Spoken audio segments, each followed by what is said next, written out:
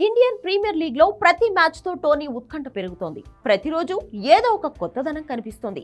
అయితే ఇంతలో వ్యాఖ్యాతలు, ఐపీఎల్ జట్లు, ఆటగాళ్లకు సంబంధించి బీసీసీఐ ఉత్తర్వులు జారీ చేసింది.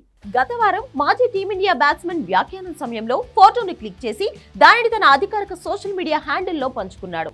అయితే కొద్దిసేపటికే బీసీసీఐ సిబ్బంది ఆ ఫోటోను తొలగించారని ఆదేశించారు.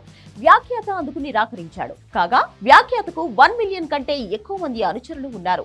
ఇటువంటి పరిస్థితుల్లో బీసీసీఐ సిబ్బంది పదే పదే ఫోర్స్ చేయడంతో వ్యాఖ్యాత చివరకు ఈ ఫోటోను తొలగించవలసి వచ్చింది.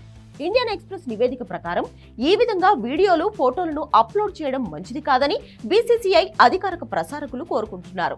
ఇటువంటి పరిస్థితిలో ఎవరైనా ఈ నిబంధనలను ఉల్లంఘిస్తే వారు దానిని భర్తీ చేయవలసి ఉంటుందని వ్యాఖ్యాతలు, ఆటగాళ్లు, ఐపీఎల్ యజమానులు, సోషల్ మీడియా, కంటెంట్ టీం అందరికీ బీసీసీఐ ఆదేశాలు జారీ చేసింది.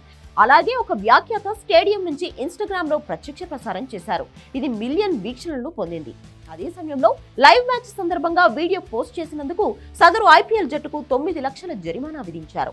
ఐపీఎల్ కు సంబంధించిన ప్రసార హక్కులను వేల కోట్లు పోసి కొనుక్కున్నాయి స్టార్ ఇండియా, వయాకామ్ 18 డిజిటల్ సంస్థలు. సో ఆటకు సంబంధించిన ఎలాంటి సమాచారాన్నైనా వారి ద్వారానే బహిర్గతం కావాలి అనేది బేసిక్ నిబంధన.